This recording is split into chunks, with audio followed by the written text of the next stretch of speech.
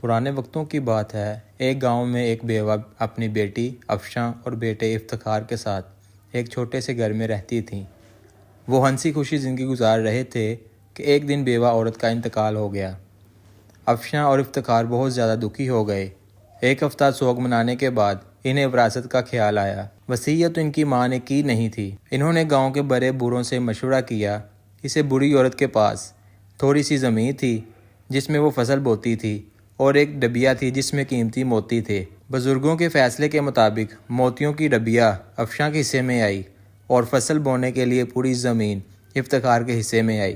اس فیصلے سے افشاں تو مطمئن تھی، لیکن افتخار اس بات کے خلاف تھا کہ اسے محنت کرنے کے لیے بس ایک زمین دی گئی، جبکہ اس کی بہن کو بیٹھے بٹھائے قیمتی موتی مل گئے۔ فیصلے کے خلاف تو وہ جا نہیں سکتا تھا، اس لیے خاموش رہا، لیکن وہ ان موتیوں کو حاصل کرنے کا پختہ ارادہ کر چکا تھا۔ افشاں نے موتیوں کا ہار بنا کر اپنے گلے میں پہن لیا تھا۔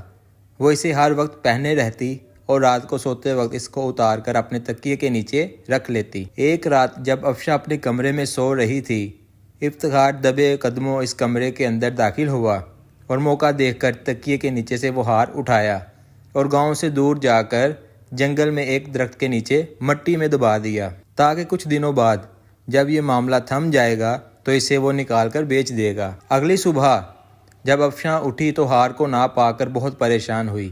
اس نے اسے ہر جگہ ڈھونڈا لیکن ہار نہ ملا۔ افتخار سے پوچھا تو اس نے لا علمی کا اظہار کر دیا۔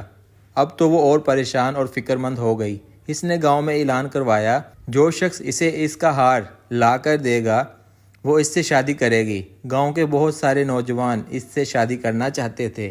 اس ملک کا شہزادہ ارسلان ان دنوں بیس بدل کر رایا کا حال دیکھنے اس گاؤں میں آیا ہوا تھا۔ وہ شہزادہ بہت ایماندار اور عقل مند تھا۔ اسے افشاں کے ہار گم ہونے کا پتہ چلا۔ ایک آدمی سے سارا ماجرا پوچھ لیا۔ اب اس کا پہلا شک افتخار پر گیا، کیونکہ وہ بہت پرسکون تھا، جبکہ اس کی بہن کا اتنا قیمتی ہار گم تھا۔ پریشان تو اسے بھی ہونا چاہیے تھا۔ شہزادے نے افشاں کی مدد کا فیصلہ کیا، اس لیے وہ واپس محل نہیں گیا، گاؤں میں ہی رک گیا۔ رات کو افتخار اس ہار کو نکالنے کے لیے جنگل کی طرف جانے لگا۔ شہزادے نے اس کا تعاقب کیا۔ جیسے ہی افتخار نے زمین سے ہار نکالا، شہزادے نے اسے پکڑ لیا اور اسے افشاں کے پاس لے گیا۔ شہزادے نے اس کو سارا واقعہ بتایا کہ وہ اس ملک کا شہزادہ ہے۔ وہ افتخار کو سزا دینا چاہتا تھا، لیکن افشاں نے منع کر دیا۔ شہزادہ افشاں کی اس رحم دلی سے بہت متاثر ہوا۔ اپنی بہن کا یہ حسن سلوک دیکھ کر افتخار نے شرمندہ ہو کر اس سے معافی مانگ لی۔